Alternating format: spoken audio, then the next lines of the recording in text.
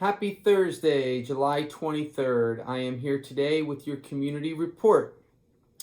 The numbers summary are as follows. We're up to 529 deaths in the state of Delaware. 335 of those have been in our long-term care facilities.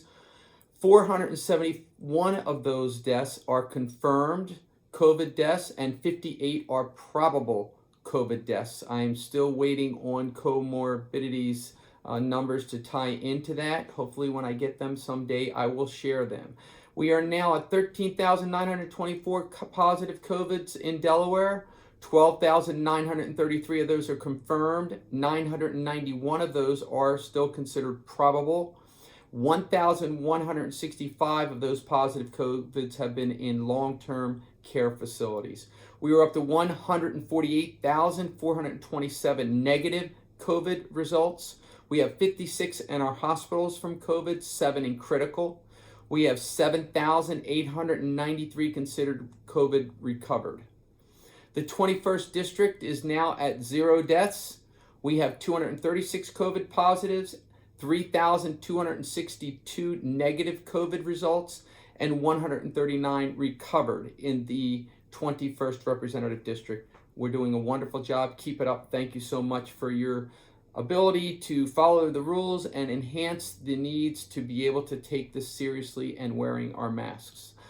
Very quickly, Artisan's project, the water project going on along Linden Hill Road is progressing well this week. You probably saw the trucks there if you drive in that area. And the DP&L project over there on Mermaid Boulevard is the same. They're progressing very well. Both great progress. They've been working all week. The weather's cooperated, and they should be finished by the end of next week if they can stay on schedule.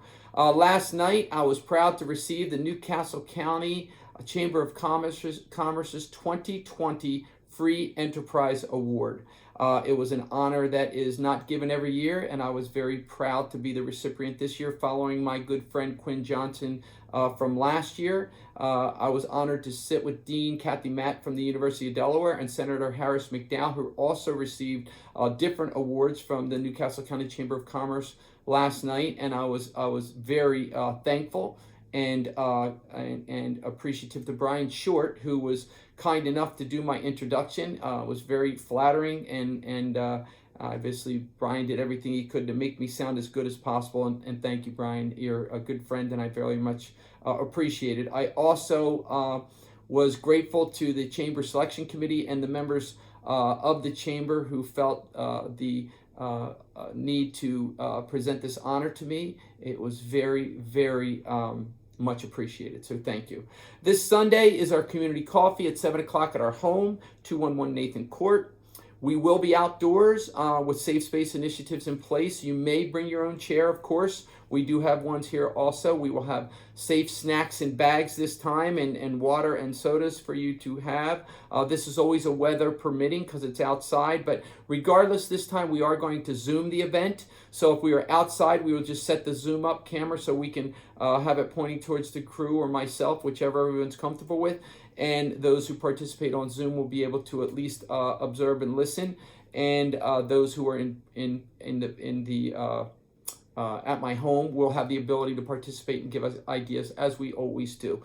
Both will be available this time. However, if it does rain, we will move it to totally just Zoom.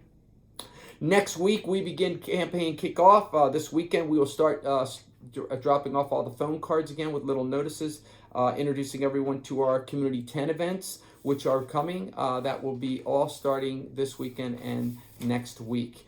We are doing our annual CTF allocations this week and up till the end of this month, which each of my colleague senators who overlap my area, which are Senator Jack Walsh, Senator Sturgeon, Senator Anthony Del Callo, and Senator Sokola.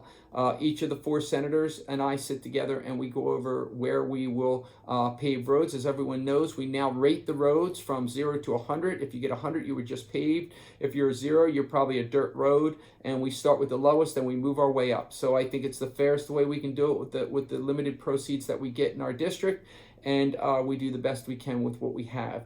I do want to have some discussion at our coffee, and it will be focused on this for our evening coffee on Sunday. The governor came up with a conference on returning to school with a mechanism of a green, a yellow, and a red light. I think some people are anticipating that as meaning opening, maybe opening, and not opening. I'm not quite sure it means that. I think it's just the color of the light actually determines the aggressiveness of the COVID spread. Green means the least amount, yellow means a slow amount, and red means a rampant spread.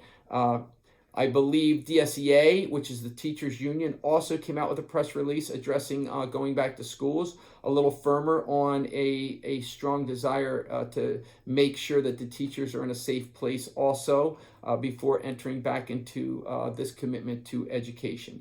So what I would like to do on this Sunday is have you all weigh in on this. I think the parents, the families, the teachers, those others, custodians, nurses, librarians, everyone else who works in our schools, the administrative staff, the bus drivers, all need to feel comfortable that they're in a safe environment and an environment that's healthy for our children. I would like us to focus on education of our children in a safe and healthy way for our children, teachers, administrators, and all the rest of the staff. The best path forward for this task, given the current environment. In other words, if COVID's very minimal, if COVID's moderate, if COVID's extensive, we need to have a clear mission and a path to education regardless of the COVID impact. That doesn't mean that every path is the same, but we need to have the paths and the plan developed so that we can make adjustments when and if needed. To open or not to open our schools to educate our children is not the question.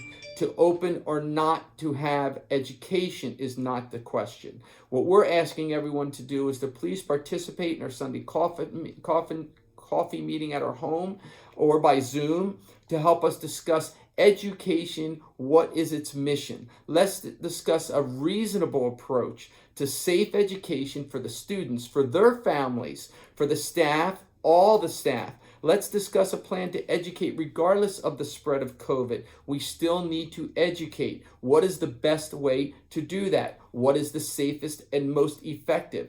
Let's discuss empowering certain usages of the COVID CARE Act money that came from the federal government and how are we allowed to use this and help enhance our ability to educate. Let's talk about what we can do to support our teachers, to help our teachers have stronger tools to be able to educate in a safer environment. Let's talk about what we can do with our businesses to get the businesses involved in supporting and empowering them to help be part of this educational initiative for children. Let's determine what we need to do to expand the ability of daycare and childcare providers to be able to help those working families who may have to address a different environment depending on the rate of spread of COVID and might not have any awareness of what that environment is going to be until right before the schools do determine what the educational format will be. Let's determine what childcare needs to be and then create environments to help support the businesses to make that a deliverable. Let's be the state with the plan to educate, with the mission of making our children the best they can be. My mission statement for education: every child was given a cup at birth, some smaller, some very large.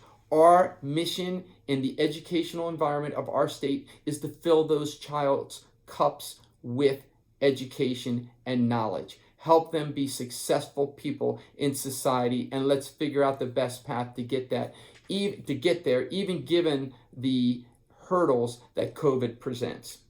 We need to set up a plan that will support the teachers, protect the staff, empower the families, and guarantee a healthy, safe, and effective educational environment for children in Delaware. Let's be the first state to get it right. Let Delaware do it the Delaware way. Thank you all for your loyalty. Thank you for supporting me and enabling me to be your state representative. And most important, please stay healthy and stay safe.